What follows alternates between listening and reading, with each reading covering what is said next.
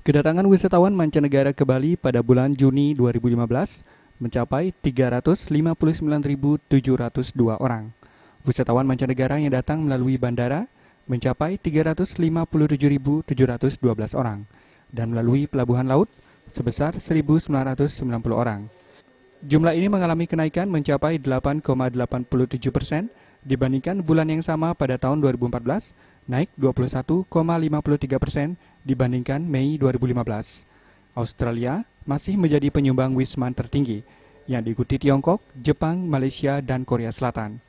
Tingkat hunian kamar hotel berbintang pada bulan Juni 2015 mencapai rata-rata 61,76%, naik 4,25 poin dibandingkan tahun lalu.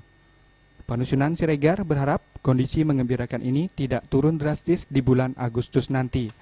Oleh karena itu, pelaku pariwisata dan pemerintah perlu melakukan beberapa strategi, misalnya dengan memperbanyak event di bulan Agustus dan mengumumkan event secara luas di internet sehingga bisa diakses oleh wisatawan yang ingin berlibur ke Bali. Sebetulnya itu tadi, mungkin diberdayakan media internet ya, kemudian ditampakkan occasion apa sih yang ada di Agustus. Kalau lihat polanya kan di Agustus cenderung turun. Nah sekarang bisa nggak kita balik itu?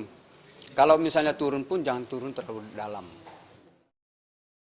Pradnya Paramita dan Saputra, Bali TV.